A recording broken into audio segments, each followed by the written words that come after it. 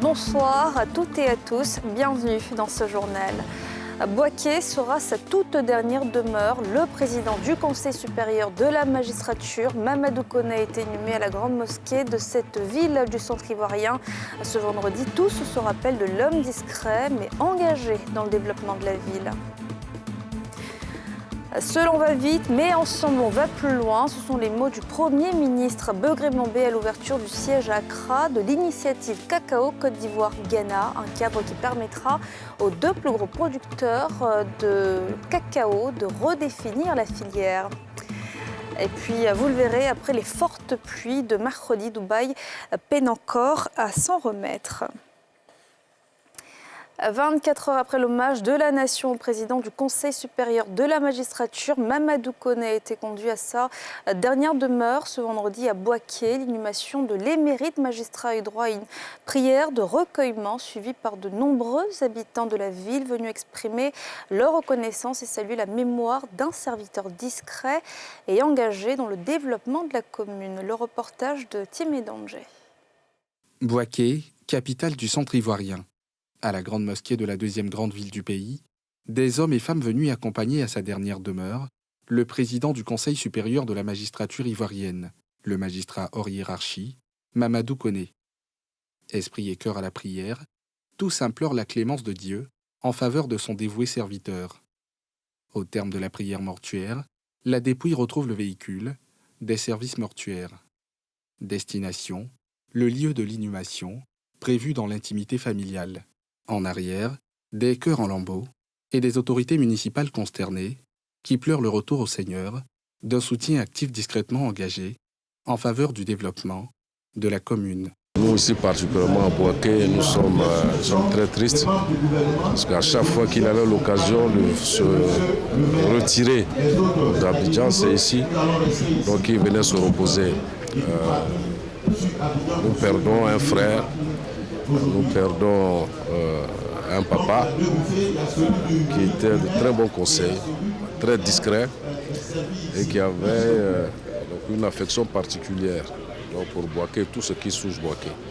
Rappelé au Seigneur, le 8 avril dernier, Mamadou Koné avait eu droit, 24 heures avant à la primature, aux honneurs de la nation, en présence du président de la République, Alassane Ouattara, venu exprimer la reconnaissance de l'État à l'un de ses illustres serviteurs, l'éminent homme de droit, qui a présidé de 2013 à 2023 le Conseil constitutionnel, avant de prendre les rênes du Conseil supérieur de la magistrature.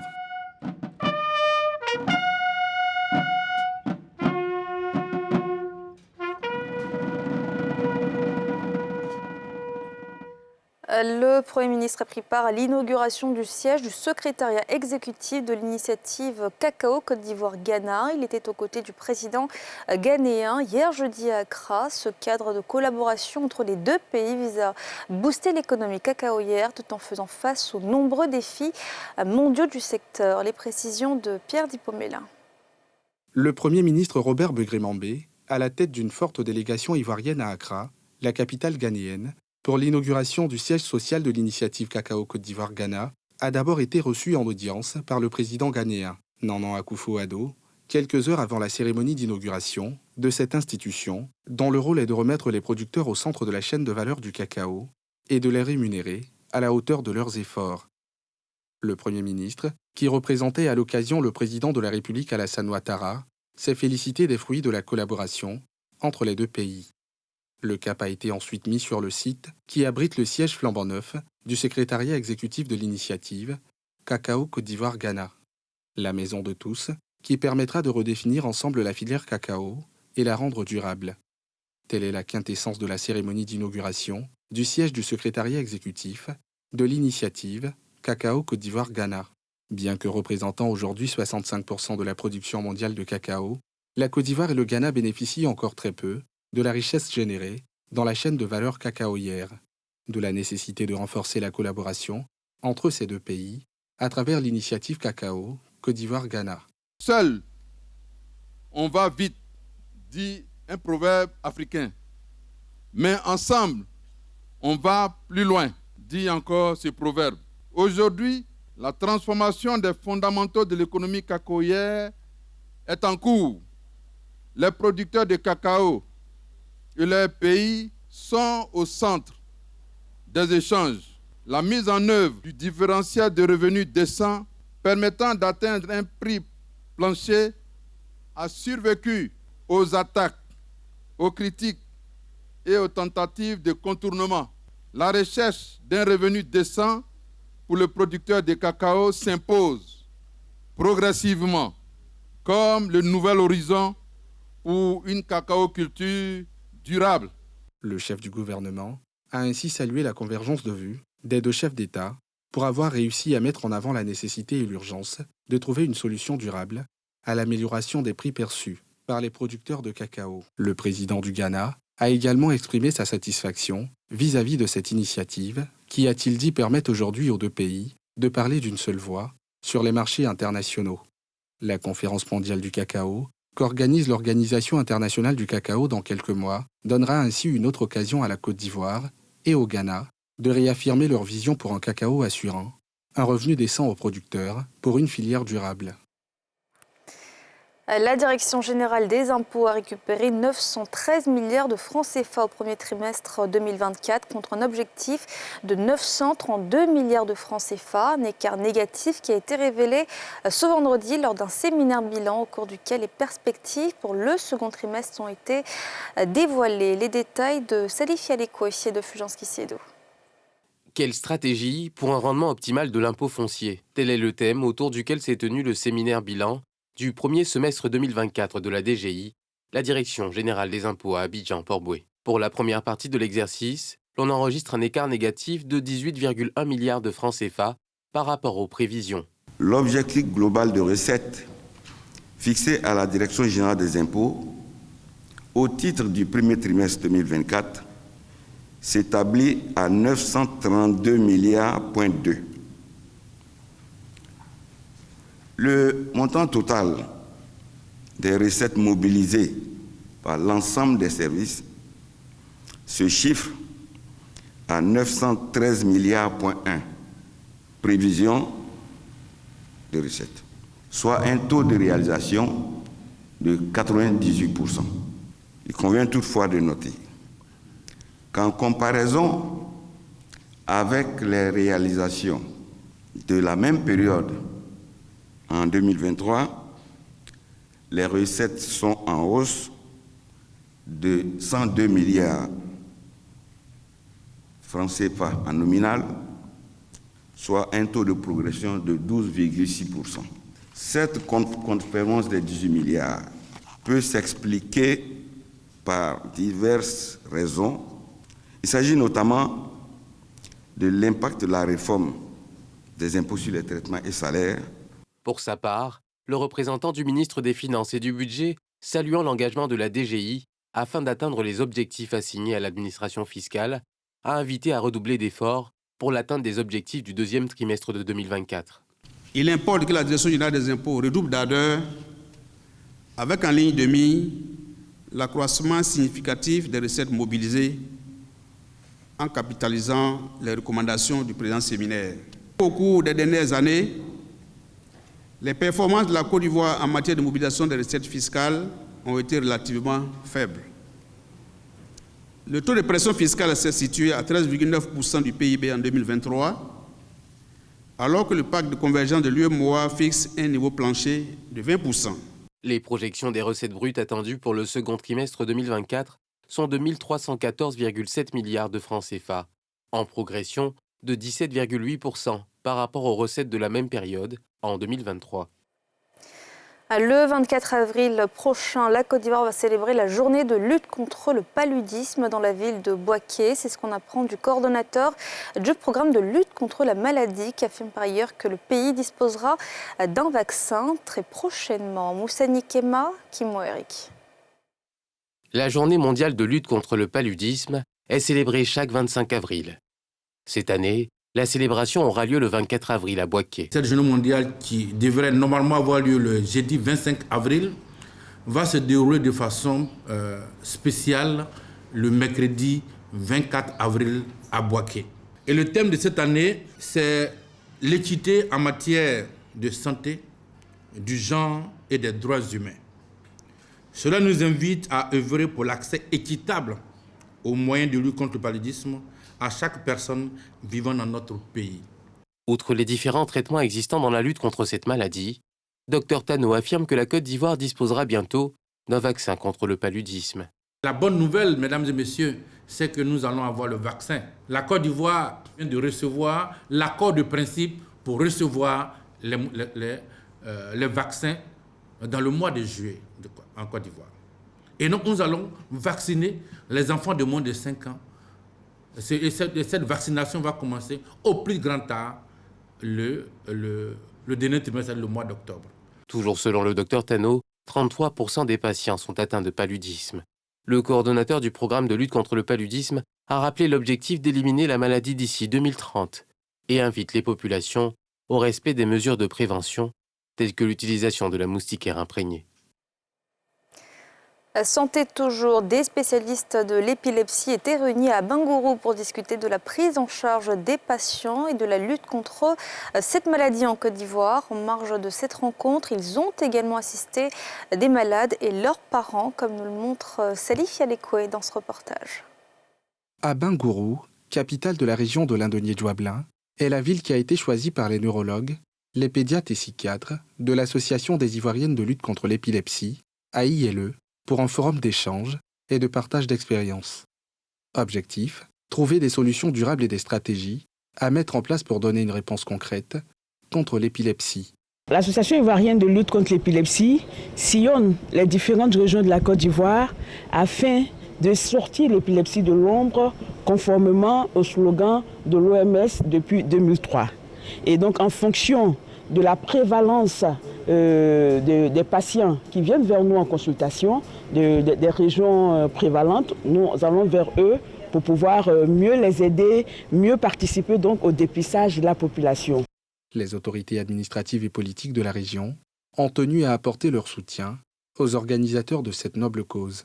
Félicitations pour l'initiative de l'ONG, venir à Bingourou et justement faire ces examens pour les populations et pouvoir dépister le maximum de cas et pouvoir, si possible, donc traiter le maximum de bénéficiaires.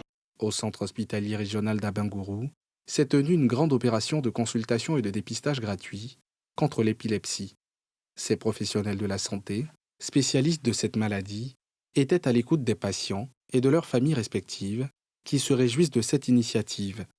Je suis quitté à Nibilokoro pour venir. En tout cas, je dis merci à Dieu parce qu'ils nous ont rassuré qu'on peut guérir. Quand tu suis bien, tu vois tout ce que le médecin te dit, on peut guérir l'épilepsie. Cette séance de dépistage a été également marquée par la remise d'un important kit sanitaire offert par l'ONG Tous contre l'épilepsie à l'endroit des responsables du CHR d'Abingourou qui va contribuer à la prise en charge efficace des patients. L'Association ivoirienne de lutte contre l'épilepsie AILE, organisation à but non lucratif, a pour vision de renforcer les capacités de ses membres pour une meilleure prise en charge des patients vivant avec l'épilepsie et veut également sensibiliser les populations à fréquenter les centres de santé afin de faire leur dépistage pour sauver des vies. Moins de 300 000 chauffeurs sont immatriculés en Côte d'Ivoire. La Chambre des métiers annonce désormais des mesures répressives pour les conducteurs non enregistrés.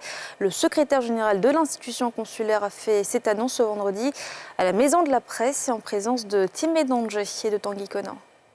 Plusieurs mesures prises par l'exécutif ivoirien confèrent désormais aux conducteurs de véhicules de particuliers ou de transport dans les cars, minicars, taxis ou encore de VTC et engins de livraison le statut d'acteur d'une activité formelle, ce qui impose l'immatriculation au registre des métiers ou au répertoire des entreprises artisanales, selon leur forme juridique. Face à la presse, le secrétaire exécutif de l'organe de représentation de ces artisans fait le point de l'opération en cours à cet effet. À l'en croire, à ce jour, moins de 30 000 assujettis se sont conformés à la réglementation en vigueur. La période de sensibilisation courant à son terme, il invite les réfractaires à se faire immatriculer, faute de quoi ils subiront la rigueur de la loi en la matière. Cette réforme-là répond à la professionnalisation du secteur de l'activité artisanale. C'est vrai que le secteur était traité d'informel depuis très longtemps. Toutes les dispositions que le chef de l'État a prises font que le secteur n'est plus un secteur informel. Donc ceux qui exercent, il faut qu'ils soient des artisans professionnels.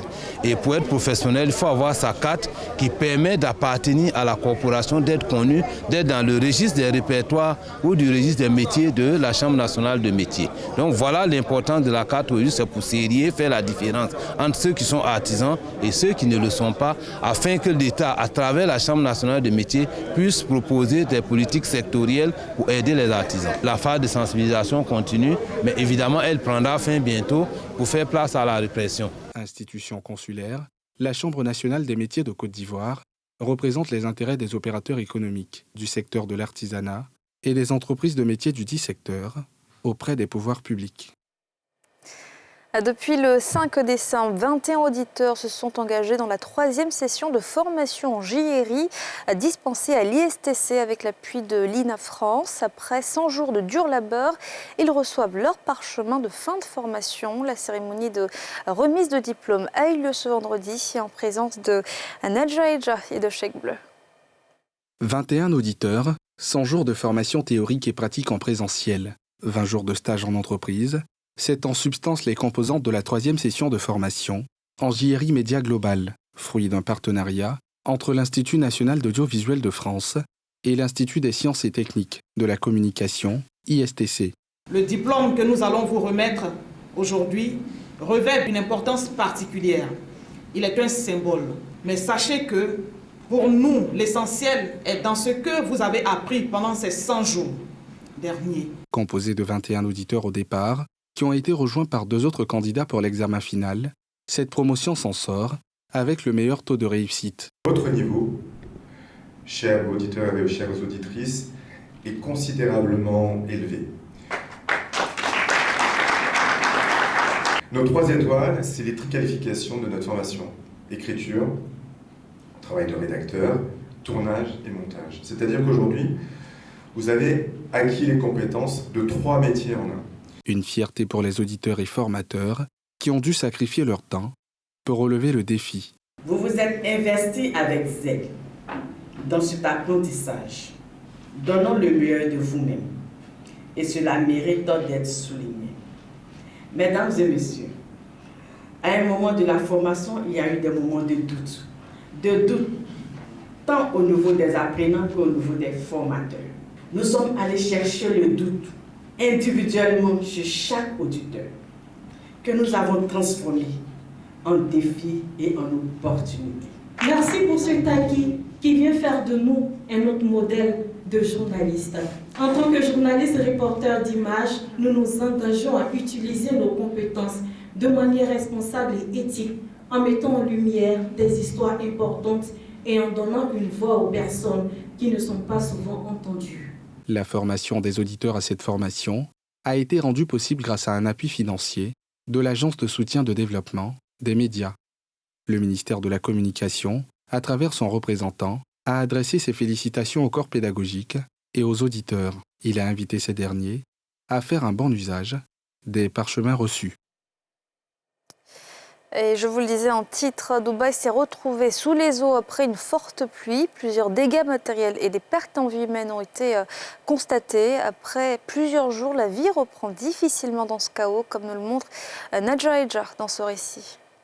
Si la vie reprend peu à peu à Dubaï, le chaos n'est pas totalement derrière. Ces personnes prises au piège de l'inondation sont évacuées par la défense civile du pays. Une situation difficile qui laisse encore sous le choc les habitants des zones inondées. C'est une situation très difficile. L'année dernière, c'était la même chose. Tout notre équipement a été endommagé, l'électricité et tout a été endommagé. Nous faisons de notre mieux pour barrer l'eau, mais cela ne sert à rien. Il y en a trop. Aujourd'hui, nous aidons les gens. Face à la force des eaux, ces sinistrés ont dû se résigner. Pour essayer de sauver le bâtiment afin que l'eau ne pénètre pas dans le sous-sol, j'ai mis de la boue et tout, des sacs, j'ai mis de l'eau, mais l'eau était trop forte. Je n'ai pas pu le sauver et j'en suis vraiment désolé. Tous les équipements, les réservoirs d'eau et les générateurs sont endommagés. c'est ce mardi 16 avril, que Dubaï a été frappé par des pluies torrentielles, qualifiées d'historiques. 2 ans de pluie en une journée ont causé des perturbations dans le trafic aérien, la fermeture d'écoles. Plus grave, des pertes en vie humaine ont été enregistrées dans cette ville des Émirats arabes unis. Et voilà, c'est la fin de ce journal. Merci d'avoir suivi. On se retrouve dimanche dans NCI Reportage. Bon week-end à toutes et à tous.